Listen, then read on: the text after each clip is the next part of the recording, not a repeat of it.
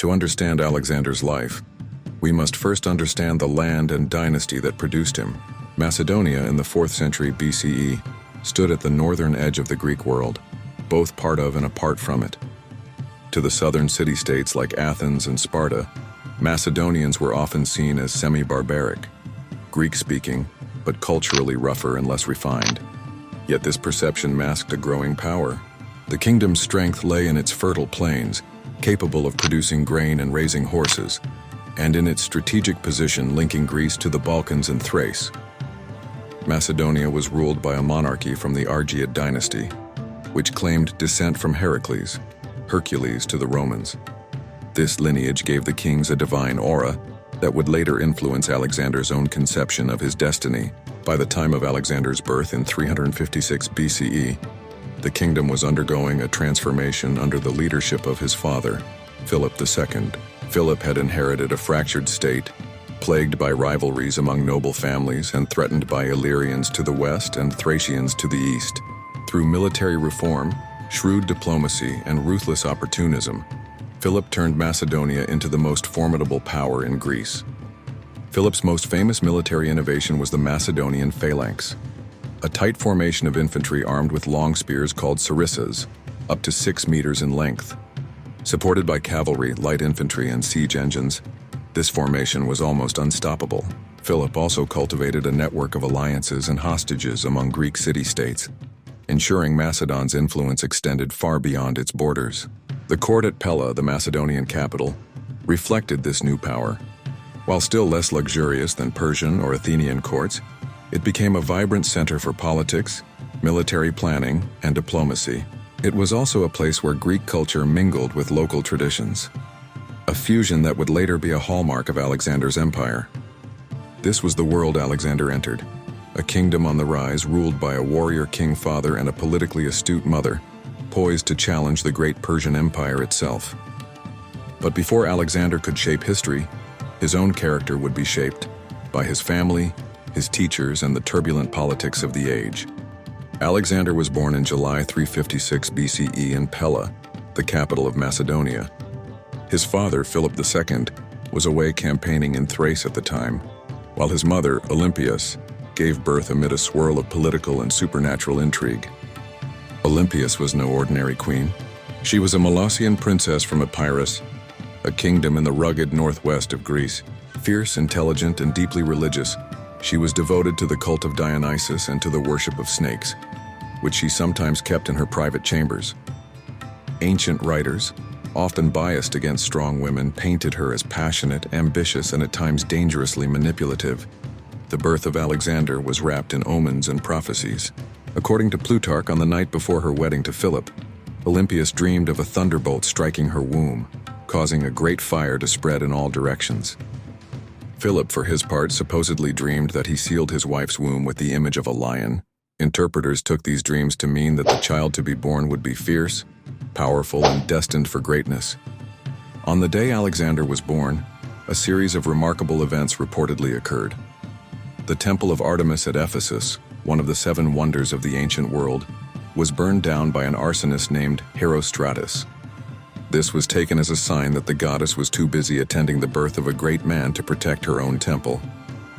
Philip received news that his armies had defeated the Illyrians in a major battle. Another messenger reported that Philip's racehorse had just won a prestigious Olympic victory.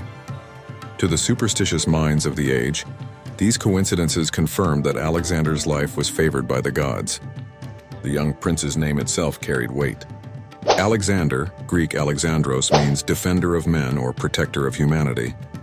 The name had heroic associations in Greek culture, evoking both mythic champions and past kings. From birth, Alexander was surrounded by the idea that he was special, perhaps even divinely touched.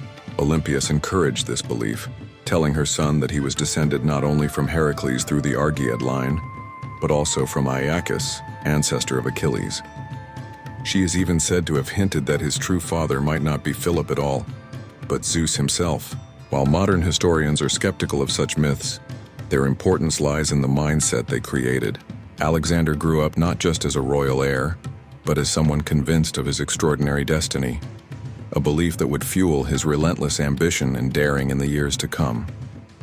Alexander's earliest years were spent in Pella, the bustling Macedonian capital.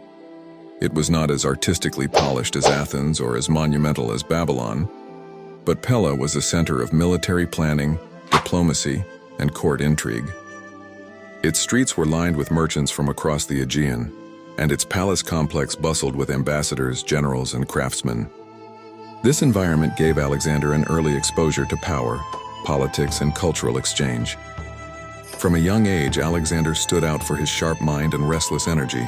His tutors noted that he was quick to learn, often impatient with subjects he found dull, but intensely focused on anything that stirred his curiosity, particularly tales of heroes and warriors. He loved hearing stories from Homer's Iliad, especially about Achilles, whom he would later regard as his personal role model. Philip II ensured that his son was trained not only in letters, but also in physical prowess. Macedonian princes were expected to be capable horsemen, hunters, and soldiers. Alexander excelled in these pursuits.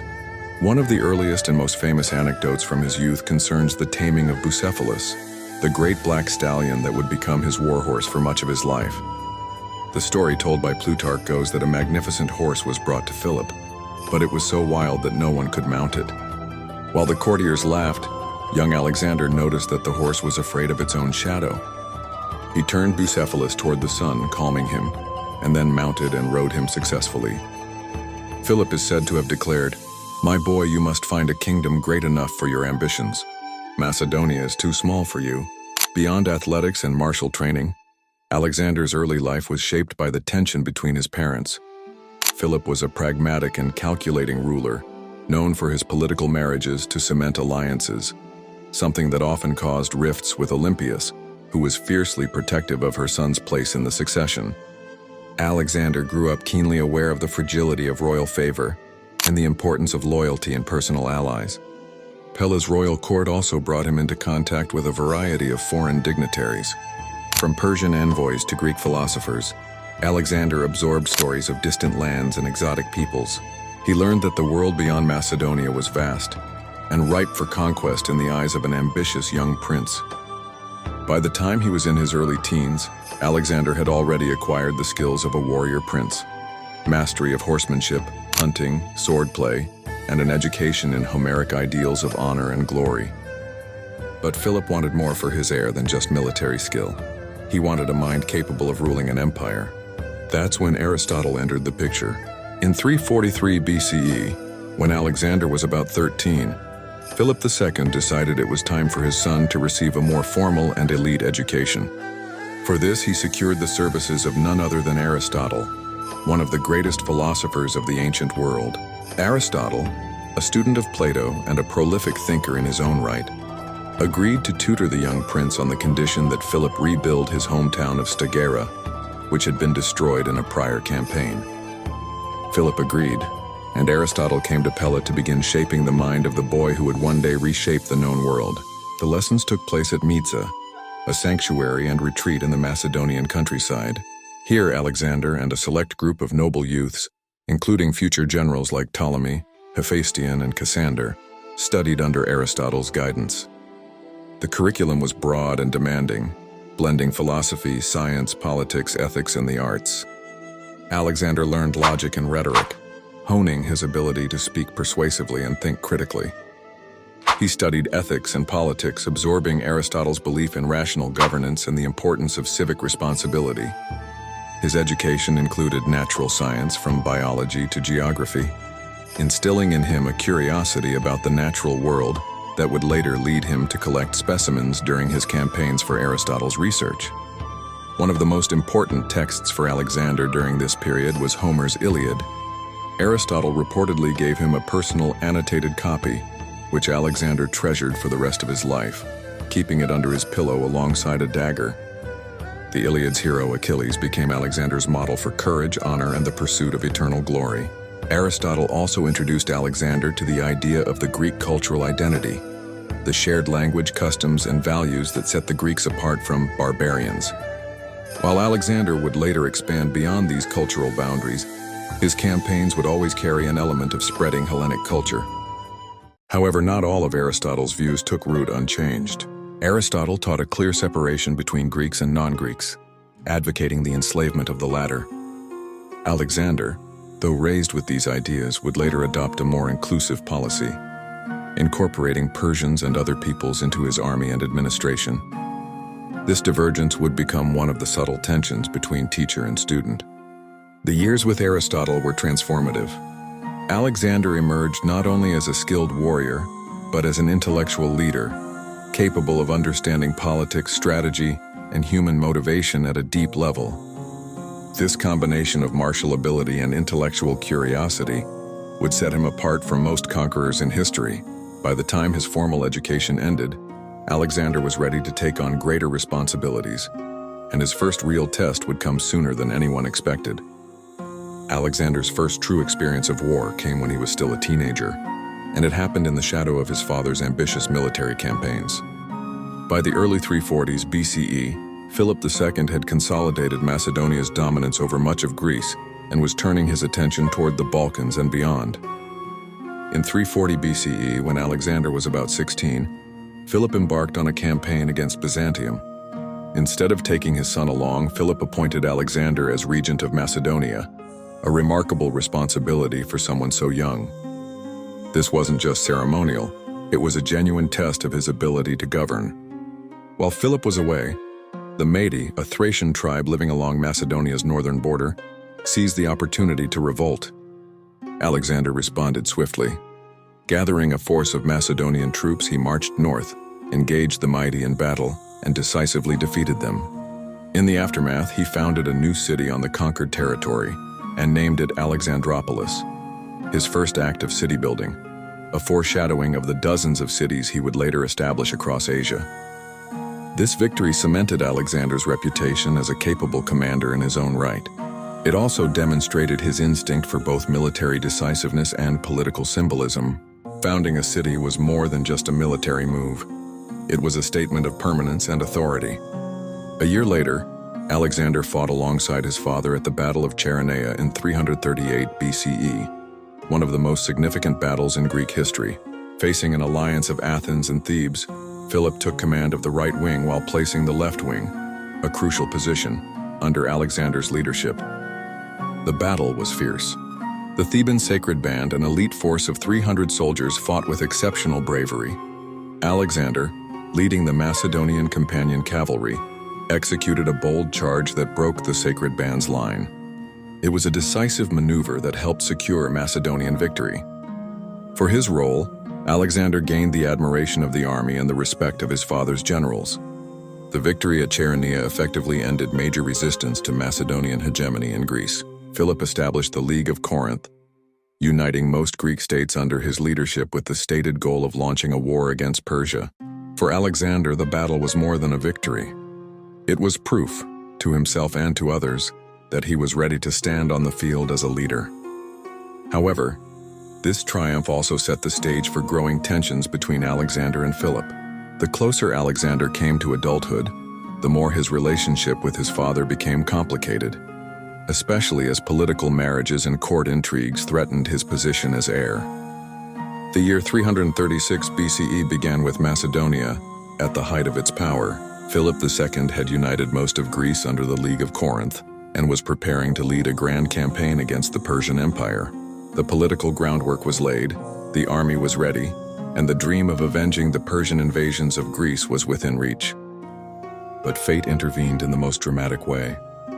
Philip was not only a brilliant general but also a shrewd and at times ruthless politician. His numerous marriages, often to secure alliances, had created a tangled web of rivalries and resentments within the royal court. His relationship with Olympias, Alexander's mother, had grown strained, especially after Philip married Cleopatra Eurydice, a Macedonian noblewoman. This marriage threatened Alexander's status as heir, since any son from Cleopatra would be of pure Macedonian blood, while Alexander's mother was from Epirus. The court at Pella became a nest of intrigue. Alexander and Olympias both temporarily withdrew from Macedonia in protest, only returning after reconciliation with Philip. But tensions lingered. On the day of the wedding, Philip entered the theater at Aegae, the ancient Macedonian capital, in a grand procession. He wore no armor, wishing to appear confident and approachable before his guests. As he walked between rows of spectators, a member of his own bodyguard, Pausanias of Orestis, suddenly lunged forward and stabbed him to death with a dagger. The scene descended into chaos. Pausanias tried to escape, but was quickly cut down by Philip's companions. The reasons behind the assassination have been debated for centuries. Personal revenge. Ancient sources suggest Pausanias acted over a personal grievance involving mistreatment and a lack of justice from Philip. Political conspiracy. Others point to a wider plot possibly involving Persian agents or even Olympias herself, though concrete evidence is lacking. Succession politics. It is possible that factions at court saw the removal of Philip as a way to secure Alexander's succession before Cleopatra Eurydice could bear a rival heir. Whatever the truth, the assassination created an immediate crisis and an immediate opportunity. Alexander, at just 20 years old, was the undisputed heir but still needed to secure his position in a court filled with potential rivals. Within days, Alexander acted decisively. He eliminated potential claimants, secured the loyalty of the army, and was proclaimed King of Macedonia. The young king now inherited his father's army, his political alliances, and his grand plan for the invasion of Persia. The world had changed in a heartbeat, and Alexander was ready to seize it. When Philip II was assassinated in 336 BCE, the Macedonian Empire was powerful but precarious. Philip's conquests had brought together a patchwork of Greek states, many of which had submitted reluctantly. His death was seen by some as the perfect moment to break free from Macedonian dominance. For the young Alexander, newly crowned at the age of 20, the first challenge was survival. His claim to the throne, though legitimate, was not unassailable. Rivals existed both inside and outside the royal family. Supporters of Cleopatra Eurydice, Philip's new wife, might push for one of her relatives to take the crown. Foreign powers, particularly Persia, could exploit the instability to weaken Macedonia's grip on Greece. Alexander's first move was swift and brutal. He ordered the execution of potential rivals, including Amyntas IV, a former king and cousin. Cleopatra Eurydice's infant child, who could have been a future claimant, was killed, and Cleopatra herself met a grim fate, according to some sources, driven to suicide under Olympias's pressure. These actions, while ruthless, were intended to remove any immediate threat to his succession. Securing the loyalty of the army was equally vital. The Macedonian military had been fiercely loyal to Philip, but Alexander had already proven himself at the Battle of Chaeronea. He called an assembly of troops, reminded them of his battlefield exploits, and promised to continue his father's plans, particularly the invasion of Persia. The soldiers hailed him as king, a crucial step in consolidating power. The Greek states, however, saw an opening. In Thebes, Athens, and elsewhere, anti-Macedonian factions began pushing for independence. Alexander responded with a lightning display of force. First, he marched north to deal with the Thracians and Illyrians, defeating them in rapid succession. This secured Macedonia's northern borders and demonstrated that the young king was not to be underestimated. News of his northern victory spread quickly, but Thebes and Athens still hesitated to submit. Alexander moved with astonishing speed, marching his army south through Thermopylae and into central Greece before the city-states could coordinate a defense. At Corinth, he reaffirmed the League of Corinth and was again chosen as its commander-in-chief, just as his father had been, for the campaign against Persia. The one city that openly defied him was Thebes. In 335 BCE, believing false rumors of Alexander's death, Thebes revolted and attacked the Macedonian garrison in the city. Alexander returned in force. The siege was short and brutal. The walls were breached, thousands were killed, and the survivors were sold into slavery. Only temples and the house of the poet Pindar were spared. The destruction of Thebes shocked Greece. It was a calculated act of terror meant to deter any further rebellions, and it worked. Athens, which had also considered revolt, quickly backed down. By the end of 335 BCE, Alexander's throne was secure. His enemies were dead or subdued, his army was loyal, and Greece was firmly under Macedonian control. The path was now clear for the young king to turn his attention eastward, to the Persian Empire. By the spring of 334 BCE, Alexander had secured his kingdom and was ready to embark on the campaign that would define his life. His goal was nothing less than the conquest of the Persian Empire, the largest and richest state the world had yet seen. This was not only a political and military venture, but also a continuation of the plan his father, Philip II, had set in motion before his death. Alexander gathered an army of about 37,000 men, a mix of Macedonian infantry, the elite companion cavalry, Greek allies, and mercenaries. Although this was small compared to the vast forces Persia could muster, the Macedonian army was highly trained, disciplined, and loyal. In spring 334 BCE, Alexander crossed the Hellespont, modern Dardanelles, into Asia Minor. According to legend, he paused at the site of ancient Troy to honor the memory of Achilles, his childhood hero. He offered sacrifices at the tomb of the legendary warrior and exchanged his own armor for what was believed to be Achilles' shield, symbolically stepping into the role of a new Homeric hero. His first encounter with the Persians came at the Battle of the Granicus River. Persian satraps, provincial governors, had assembled an army to block his advance. The Persians positioned themselves on the opposite bank of the river, confident that the steep banks and strong current would disrupt any Macedonian attack. Alexander, however, was not deterred.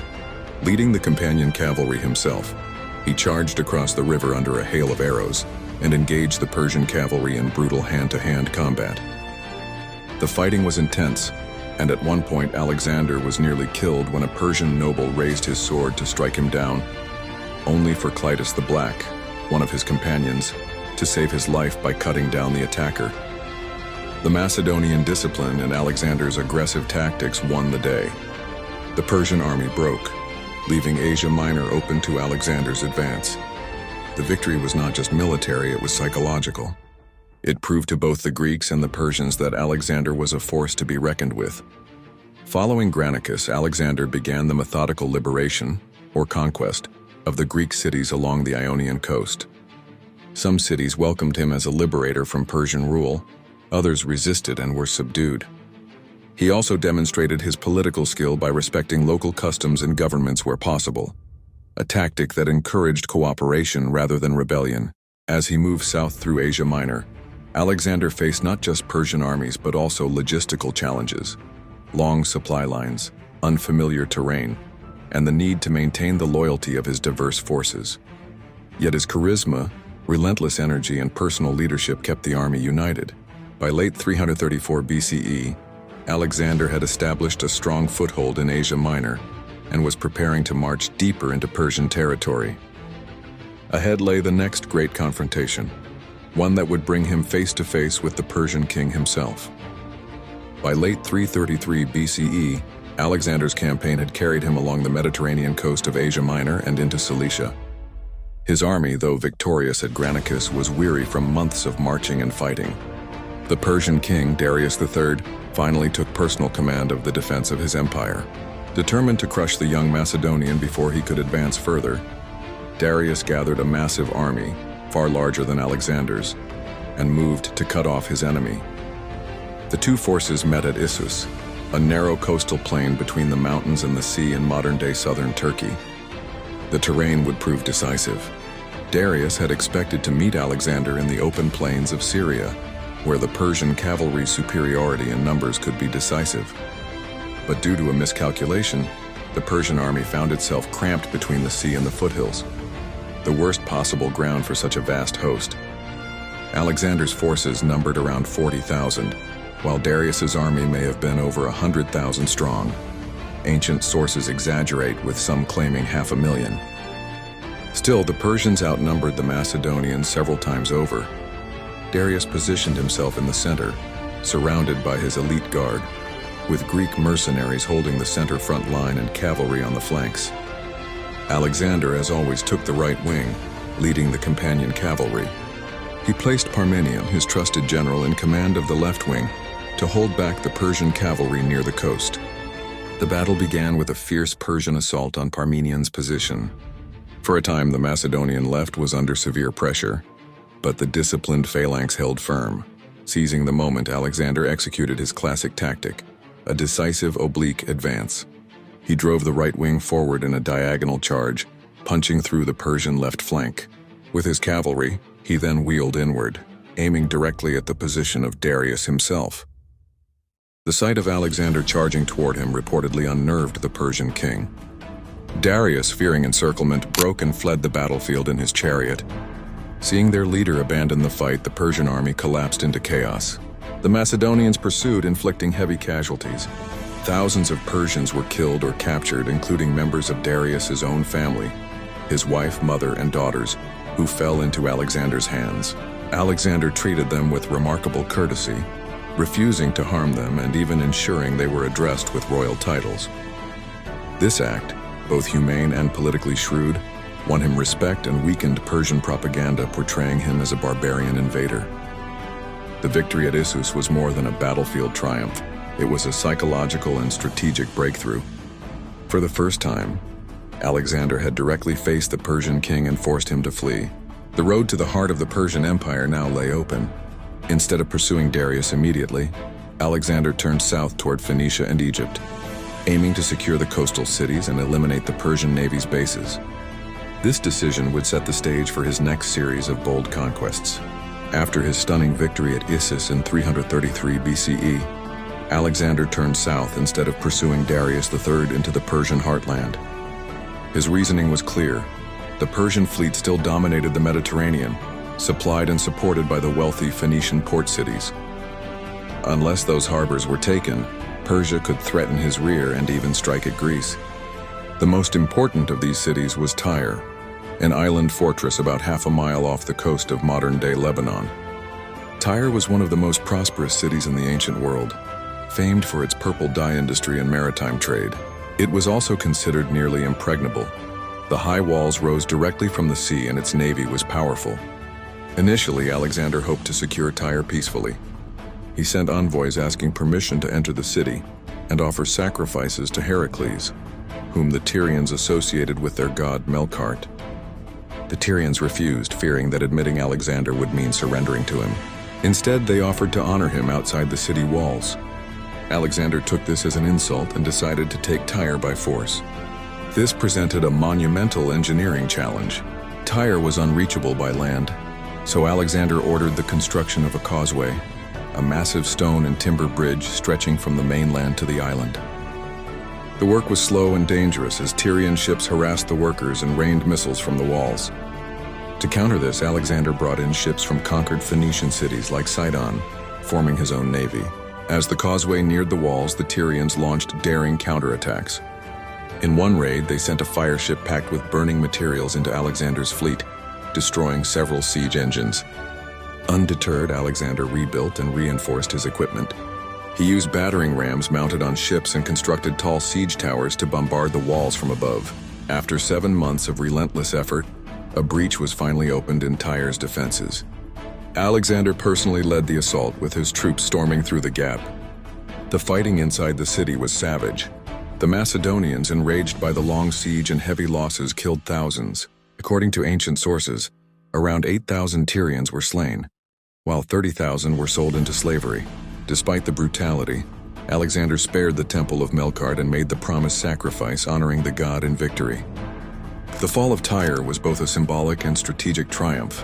It eliminated the Persian navy's most important base in the eastern Mediterranean, secured Alexander's control of the coast, and demonstrated his determination to overcome any obstacle, no matter how daunting. The siege also sent a clear message to other cities. Resistance against Alexander would bring swift and total destruction. With Tyre subdued, Alexander marched further south toward Egypt, where Persian control was weak and his arrival would be welcomed as liberation from foreign rule. In the winter of 332 BCE, after the grueling siege of Tyre and the swift capture of Gaza, Alexander marched his army into Egypt.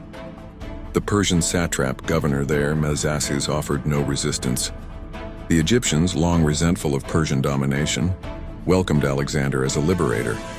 Upon entering Memphis, the ancient capital of Lower Egypt, Alexander was crowned pharaoh according to native traditions. He adopted the full titulary of an Egyptian king, presenting himself as the rightful ruler chosen by the gods. This wasn't mere ceremony. It was a calculated political move to secure Egyptian loyalty by respecting their deeply rooted religious and cultural customs. One of Alexander's first acts was to order the construction of a new city near the mouth of the Nile, Alexandria. He personally selected its location, appreciating its strategic position between the Mediterranean and the Nile Delta, as well as its potential as a commercial hub. Alexandria would be laid out in the Greek style with wide streets, a great harbor, and plans for monumental buildings. Though Alexander left before the city was completed, Alexandria would go on to become one of the greatest cities of the ancient world, a center of trade, learning, and culture. While in Egypt, Alexander's ambition took on a spiritual dimension. He set out on a journey into the Libyan desert to visit the Oracle of Amun at Siwa Oasis. This sacred site was famed for its prophetic powers, and earlier rulers, including Egyptian pharaohs, had sought its guidance. The trek was arduous, with the army crossing stretches of desert where water was scarce and sandstorms could be deadly. Ancient sources tell of miraculous events along the way, heavy rains that saved the expedition from thirst and ravens or snakes guiding the path. At Siwa, the priest received Alexander with honor and led him into the inner sanctuary. What exactly the oracle told him remains a mystery. Alexander spoke of it only in private. But rumors quickly spread that the oracle had addressed him as son of Amun, identifying him with the supreme Egyptian god and reinforcing the idea of his divine mission. After his visit to Siwa, Alexander returned to Memphis, where he organized the administration of Egypt. He left trusted Macedonian officers in charge but allowed local traditions to continue, blending Greek and Egyptian governance in a way that minimized unrest. He also strengthened his naval position in the Mediterranean by controlling Egypt's ports, further cutting off Persian influence. By the spring of 331 BCE, Alexander was ready to resume his march eastward. Egypt was secure, his supply lines were protected, and his reputation as a leader blessed by the gods was stronger than ever. His next objective was the heart of the Persian Empire itself, and the decisive confrontation with Darius III. By autumn 331 BCE, Alexander had completed his conquest of Egypt and marched his army back into the heart of the Persian Empire. His next and most critical test would be the confrontation with Darius III, a battle that would decide the fate of Persia itself. Darius had learned from his mistakes at Issus. Determined not to be trapped in restrictive terrain again, he chose the wide-open plains near Gaugamela, modern-day northern Iraq, for the battle. Here, his massive army could fully deploy and use its numerical advantage. Ancient sources claim Darius commanded over 200,000 troops, including heavily armored cavalry, war chariots with scythe blades on their wheels, and contingents from across the empire: Persians, Medes, Indians, and others.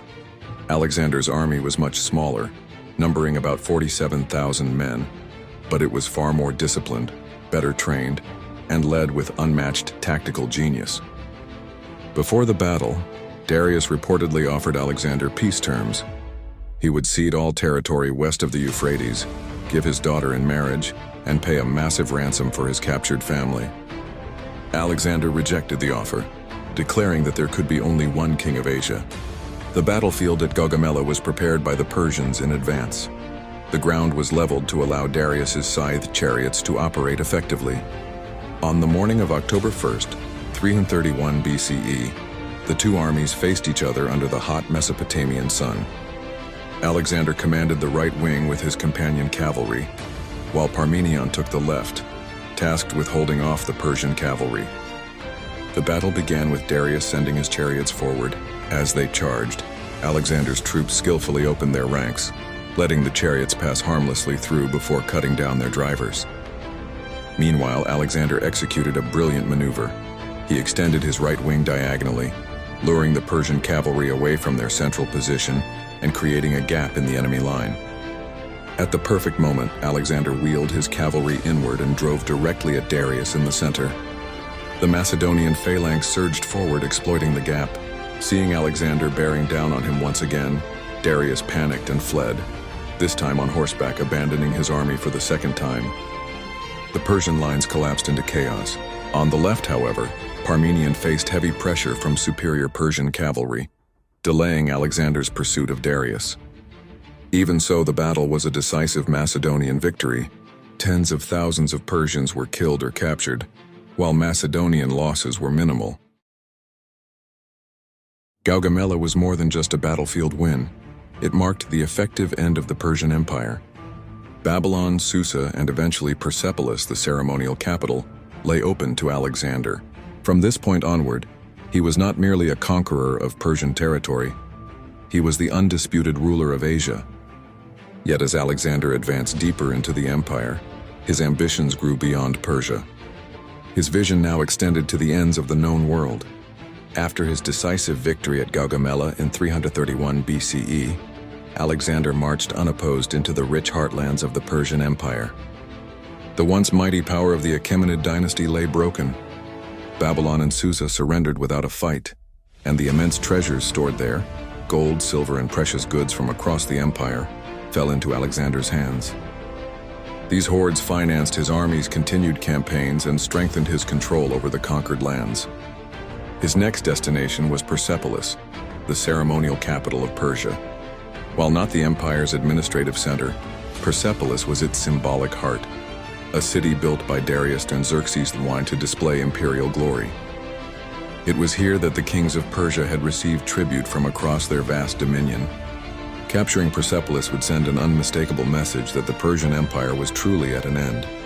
Alexander advanced through the rugged terrain of Persis, encountering some resistance from local forces loyal to Darius III. Despite the harsh winter conditions, his army pressed on, scaling mountain passes and defeating Persian defenders in skirmishes. By early 330 BCE, Persepolis lay within reach. The city surrendered after minimal resistance, and Alexander entered it as a conqueror. Inside its royal treasury, he found staggering wealth. Ancient historians estimated the equivalent of hundreds of tons of gold and silver. The treasure was transported back to Susa and other secure locations, requiring thousands of pack animals and months of logistical effort. But it was not the wealth alone that made Persepolis infamous in Alexander's story. It was what happened next. At some point during his stay, the city's great palaces were set ablaze. The exact cause remains debated. According to some accounts, Alexander ordered the burning as a deliberate act of vengeance for the Persian sack of Athens during the Greco-Persian Wars, symbolically ending centuries of conflict between Greece and Persia. Other accounts suggest the fire began during a drunken celebration, possibly encouraged by Thais, a companion and courtesan, who urged Alexander to destroy the palace in retribution. Whatever the motive, the flames consumed much of Persepolis' splendor. The destruction shocked even some of Alexander's followers, who saw it as a waste of architectural beauty and a rash act unworthy of a ruler seeking to unify cultures. Later in his life, Alexander reportedly regretted the burning. The fall of Persepolis had a profound symbolic impact. It marked the ceremonial death of the Persian Empire's old order and cemented Alexander's position as its new master. Yet Darius III was still alive, fleeing eastward to rally what forces remained.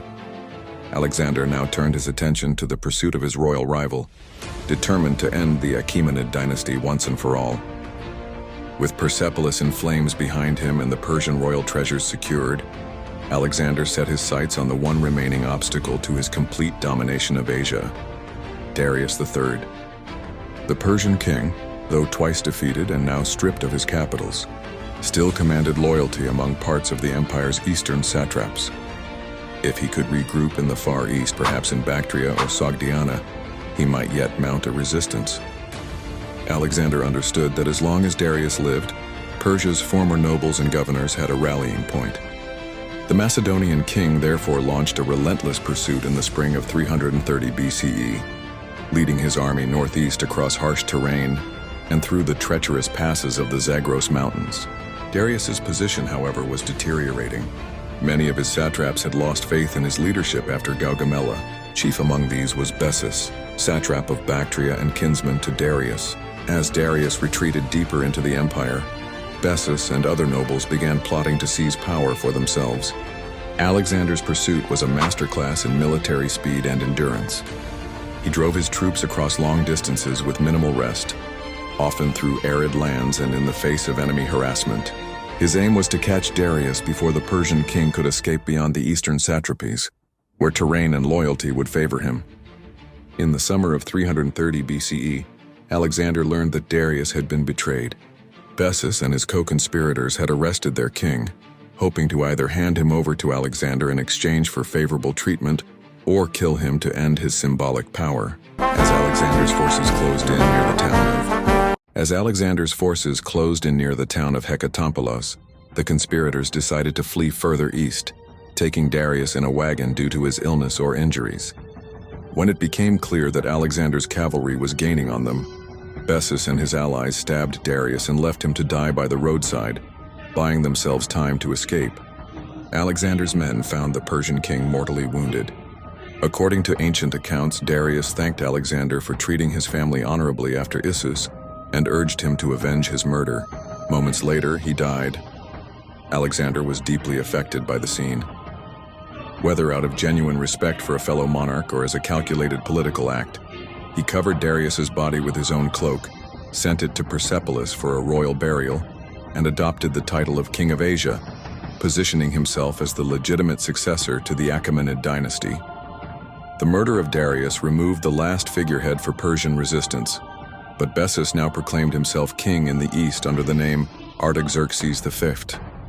Alexander's next campaign would take him into the wild frontiers of Central Asia, where war would become more brutal and personal than ever before. The death of Darius III in the summer of 330 BCE removed the last legitimate monarch of the Achaemenid dynasty, but it did not bring peace. Instead, it marked the beginning of one of the most challenging phases of Alexander's career. His new enemy was Bessus, the satrap of Bactria who had betrayed Darius and now declared himself Artaxerxes V, claiming the Persian throne. Bessus retreated deep into the eastern provinces, Bactria, Sogdiana, and beyond, regions that were geographically remote, culturally distinct from the Persian heartlands, and fiercely independent. The terrain there was harsh. Arid deserts, high mountain passes, and river valleys that could be defended by small, determined forces. The people were skilled horsemen, capable of launching swift raids and disappearing into the steppe before a pursuing army could catch them. For Alexander, these lands posed both a logistical and strategic challenge. Supplying his army over such vast distances required careful planning. He established supply depots, fortified towns and garrisons to secure his rear as he advanced.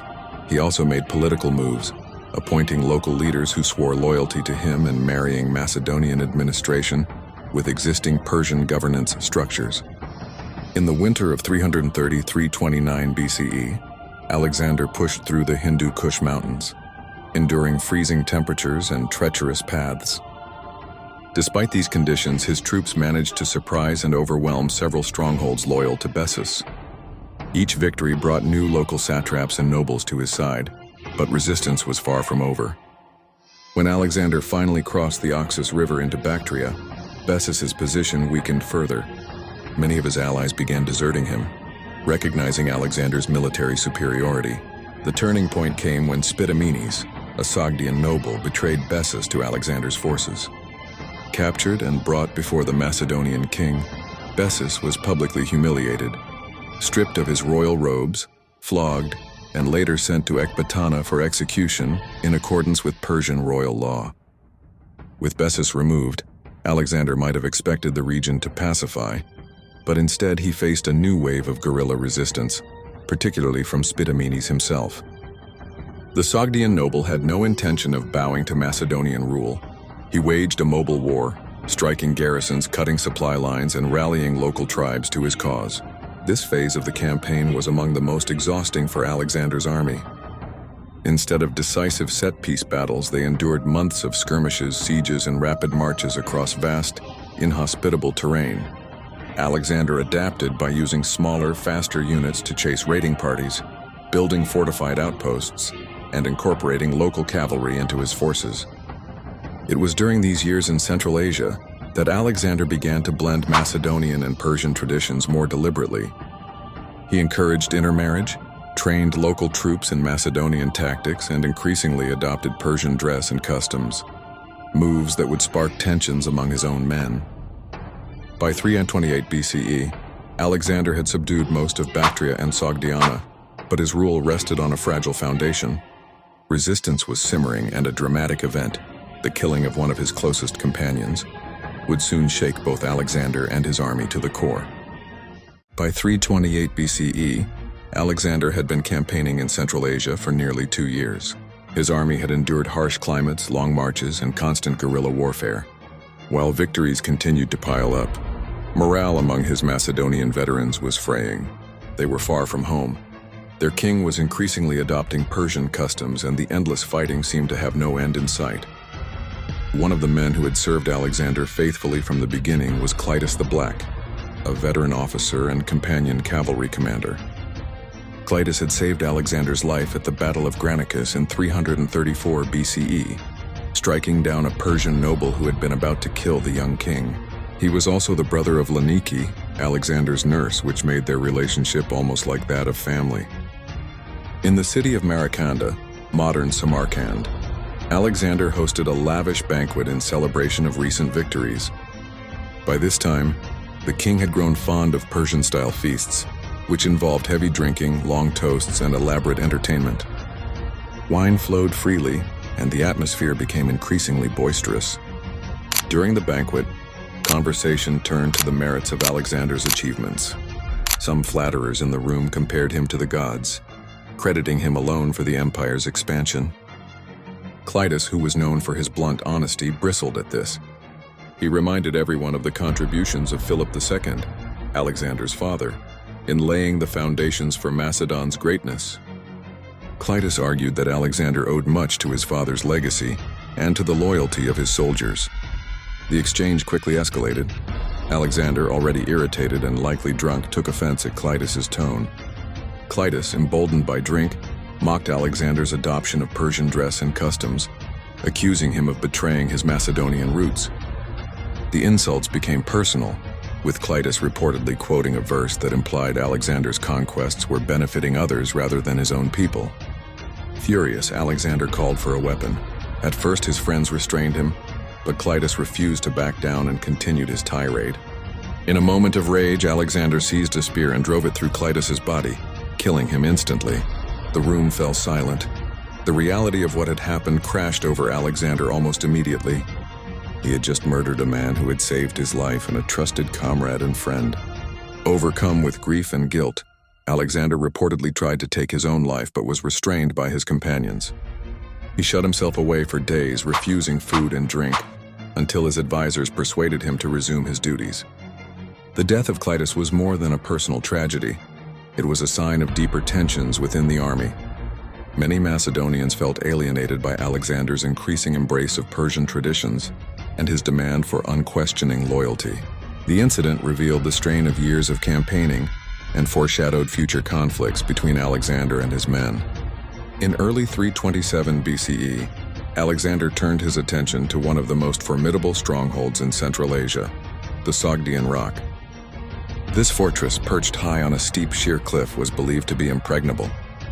Local legend held that it could never be taken by force, and the defenders were so confident in their position that when Alexander demanded their surrender, they mockingly replied that he would need men with wings to capture it. The Sogdian Rock was not just a military obstacle. It was a symbol of local resistance, a rallying point for rebels who still opposed Macedonian rule.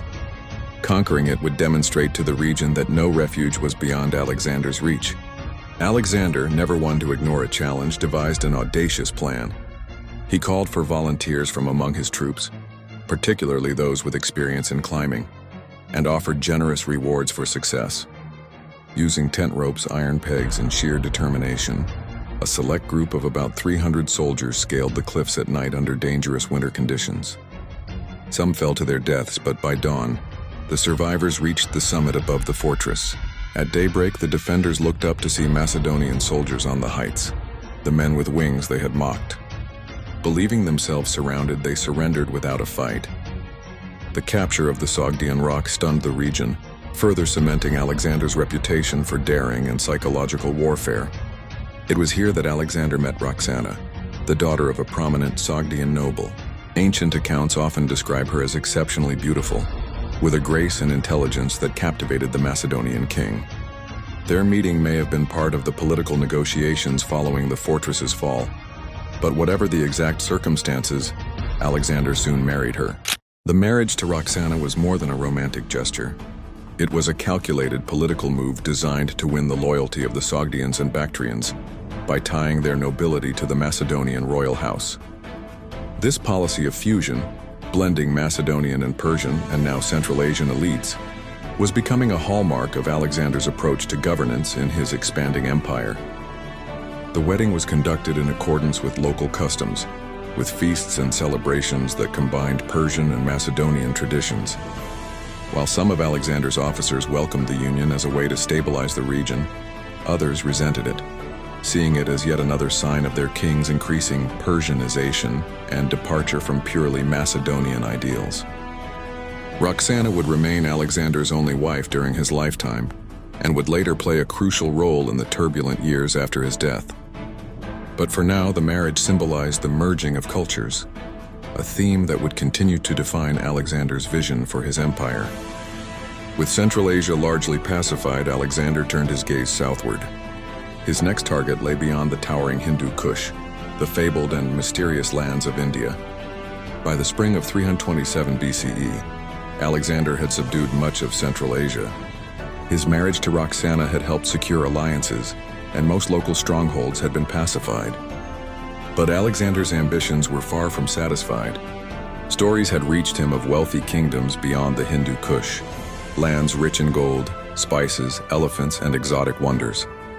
To the Macedonian king, India represented both a new frontier and a chance to surpass all legendary conquerors before him, including Heracles and Dionysus.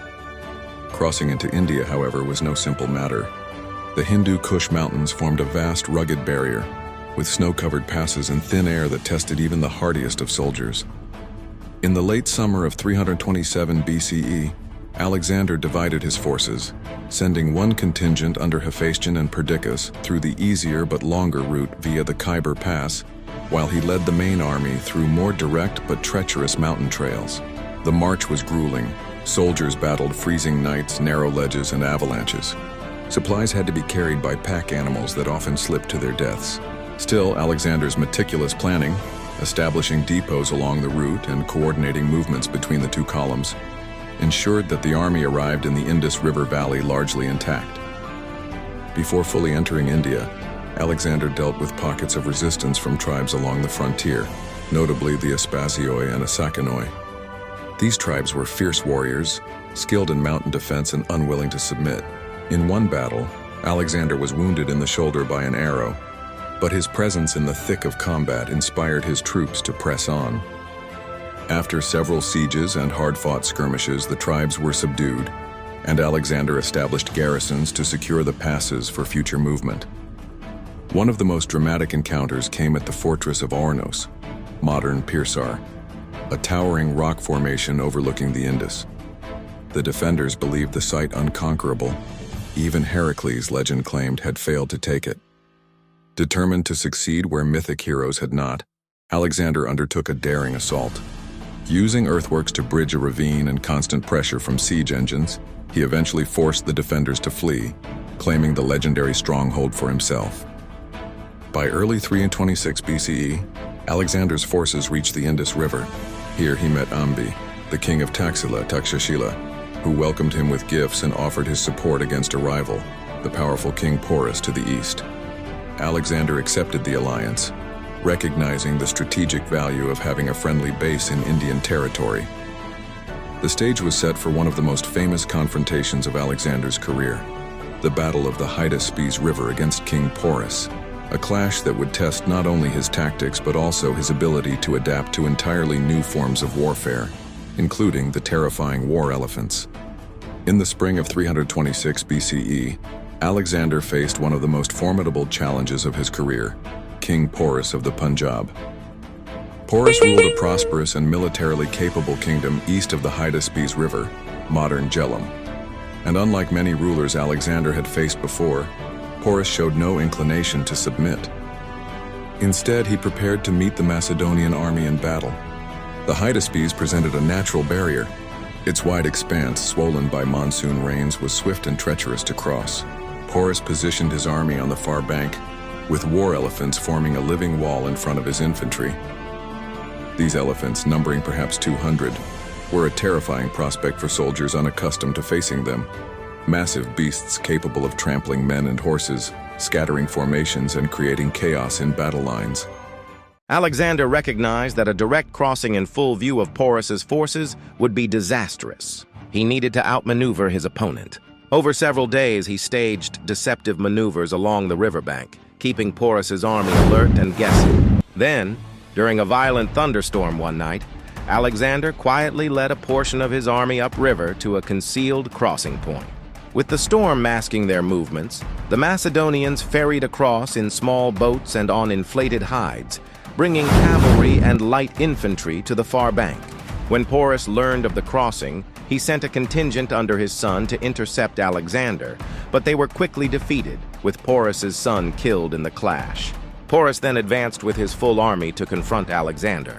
The battle that followed was a masterclass in tactical adaptation. Alexander's cavalry harassed the flanks of Porus's formation while his infantry advanced cautiously against the elephants. Archers and javelin throwers targeted the elephants' eyes and handlers, while disciplined phalanx formations absorbed their charges. The elephants, though fearsome, eventually became a liability.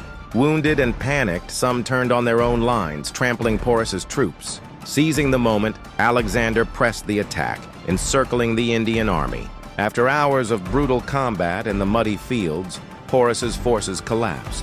When Porus was brought before Alexander, the king asked how he wished to be treated. Porus's famous reply, "Like a king," impressed Alexander deeply. Rather than dethroning him, Alexander restored Porus to his realm and even granted him additional territory, seeing him as a valuable ally in the region. The victory at the Hydaspes solidified Alexander's reputation as an unparalleled strategist, capable of overcoming entirely new forms of warfare. It also marked the easternmost extent of his conquests. Though he wished to push further into India, his army was nearing the limits of endurance and the seeds of dissent were beginning to grow. Soon, the Macedonians would face a breaking point, a mutiny that would halt Alexander's march eastward. Following the hard-fought victory at the Hydaspes in 326 BCE, Alexander pressed eastward, eager to explore the vast lands that lay beyond. Ancient accounts suggest he had heard tales of the Ganges River and the mighty kingdoms further into the Indian subcontinent, lands rich in resources and ruled by powerful monarchs. For Alexander, these lands represented the next step toward fulfilling his vision of conquering the ends of the world. The Macedonian army marched on, subduing smaller states along the way and forging alliances. But with each mile, the strain on the troops deepened. They had been campaigning for over 8 years, traversing deserts, mountains, and rivers, fighting countless battles in unfamiliar climates. The Indian monsoon rains had turned roads into rivers of mud, and the humid heat was oppressive for soldiers accustomed to the Mediterranean climate. Eventually, the army reached the Hyphasis River, modern Beas, the easternmost river of the Punjab. On the far side lay the vast and formidable Nanda Empire, reputed to command armies far larger than anything Alexander had yet faced, possibly hundreds of thousands of infantry, tens of thousands of cavalry, and thousands of war elephants. At this point, Alexander announced his intention to march onward, but to his shock, his men refused. The opposition was led by Conus, one of his most respected officers who spoke on behalf of the weary troops. They had fought and bled for years, Conus argued, and longed to see their homes and families again. The army's morale was at a breaking point, and the prospect of facing an even greater force in unknown territory was more than they were willing to bear. Alexander tried to inspire them with speeches of glory and destiny, reminding them of their unmatched record of conquest. Yet even his legendary charisma could not overcome the exhaustion and longing for home. The mutiny at the Hyphasis was not a violent uprising, but a firm collective refusal to proceed. After several days of tense stalemate, Alexander relented.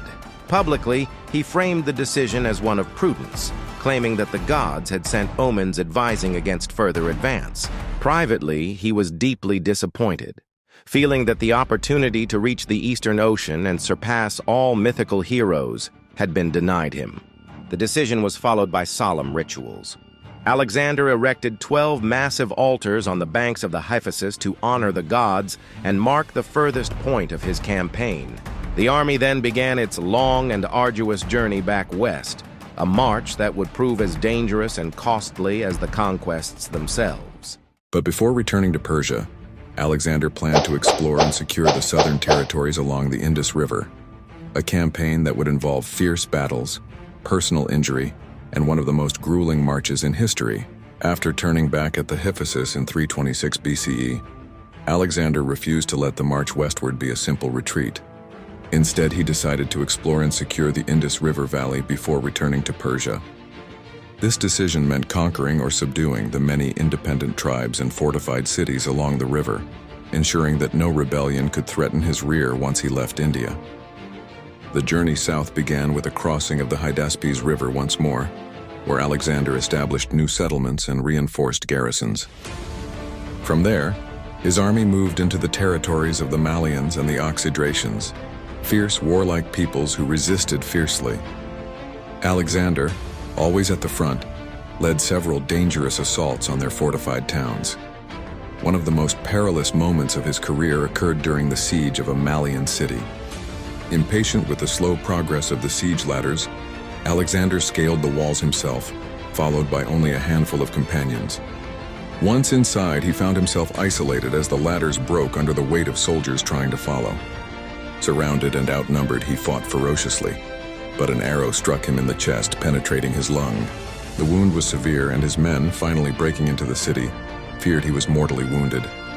According to ancient sources, Alexander's condition was so grave that rumors of his death spread quickly through the army and the region. To dispel panic, Alexander, still weak and heavily bandaged, had himself carried on a litter before his troops, showing them he was alive. The morale of the army was restored, but it was a sobering reminder of how much the campaign relied on his personal presence. Despite his injury, Alexander pressed on. The Indus campaign included building new cities, establishing trade routes, and securing tribute from local rulers. In some places, resistance was met with brutal retribution to deter further uprisings. In others, Alexander extended clemency and formed alliances, consistent with his policy of integrating conquered territories into his empire rather than merely plundering them. By early 325 BCE, the army reached the delta of the Indus, where the river met the Arabian Sea. Here, Alexander ordered the construction of a large fleet under the command of Nearchus, his trusted admiral. This fleet would later attempt a daring voyage along the coast back to the Persian Gulf, serving both as a supply line and a means of exploration. With the Indus secured, Alexander faced the monumental task of leading his army back to the heart of the empire. His chosen route, through the harsh Gedrosian desert, would become one of the most infamous ordeals of the entire campaign, costing countless lives and testing the limits of endurance. After reaching the Arabian Sea in 325 BCE, Alexander prepared for the return to Persia. Instead of taking the safer inland routes through the fertile lands of the Punjab and Bactria, he made the fateful decision to lead a large part of his army west through the Gedrosian Desert, a vast, arid wasteland stretching across what is now southern Pakistan and southeastern Iran. The reasons for this choice remain debated. Some historians believe Alexander wanted to emulate and surpass the legendary march of Cyrus the Great, who had failed to cross this desert centuries earlier. Others suggest that he intended to coordinate with Nearchus's fleet, which was sailing along the coast, and secure potential trade routes. Whatever his motives, the decision would prove catastrophic. The march began during the hottest months, when the desert's climate was at its most merciless. Days were blisteringly hot, with temperatures soaring high enough to crack lips, parch throats, and sap strength within hours. The nights, though cooler, offered little relief from exhaustion. The terrain alternated between shifting sand dunes and rocky expanses, with scarce vegetation and almost no permanent sources of water. Supplies quickly dwindled. Alexander had ordered that the army carry provisions, but the sheer size of the force, including soldiers, camp followers, and animals, meant that resources were consumed rapidly. Wells were few and often brackish, unfit for drinking. The army resorted to digging in dry riverbeds for moisture and collecting dew in cloths during the early morning. One famous episode during the march illustrates both the severity of the ordeal and Alexander's leadership style. At one point, a small group of soldiers managed to find a helmet filled with water and brought it to the king. Alexander, in full view of his parched troops, poured the water into the sand, refusing to drink what his men could not share. This act, though denying himself much-needed relief, inspired the army to press on. Despite such moments of solidarity, the cost was staggering. Thousands perished from heat stroke, dehydration, and exhaustion. Many pack animals died, leaving equipment and supplies abandoned in the desert. The march, originally planned to last a few weeks, stretched into months, with survivors emerging gaunt and weakened. When Alexander finally reached more hospitable lands in Carmania, his army was a shadow of its former self. Yet astonishingly, he celebrated their survival with a grand procession, including music, feasts, and games. A display meant to signal that even in adversity, his campaign remained unbroken. The Gedrosian March was perhaps the most punishing trial Alexander's forces ever endured. It tested not only their physical endurance, but also their loyalty to a leader whose ambition often placed them in peril. Still, those who survived could claim they had accomplished what even Cyrus had failed to do. By late 324 BCE, Alexander's army, battered from the Gedrosian ordeal, reached Susa, one of the key capitals of the Persian Empire. The return to this wealthy city marked a shift in the nature of Alexander's rule. No longer simply the conqueror from Macedonia, he now saw himself as the sovereign of a vast, multicultural empire stretching from Greece to the Indus. Susa was renowned for its opulence. Its palaces, decorated with glazed tiles and fine reliefs, reflected centuries of Persian grandeur. Gold and silver treasures filled storerooms, and its gardens bloomed with exotic plants brought from across the empire. For Alexander, Susa was the perfect stage to display his vision of cultural fusion, blending Greek and Persian traditions into a single imperial identity. One of the most symbolic events of his stay was the Susa weddings, a grand mass marriage ceremony in which Alexander arranged unions between his leading officers and Persian noblewomen. Alexander himself married Statera II, daughter of the late King Darius III, as a political gesture to legitimize his rule over Persia. He also took a second Persian wife, Parysatis II, daughter of Artaxerxes III. About 80 of his companions followed suit, marrying women from prominent Persian families. The event was conducted with elaborate Persian and Macedonian rituals, featuring feasts, music, and public displays of loyalty.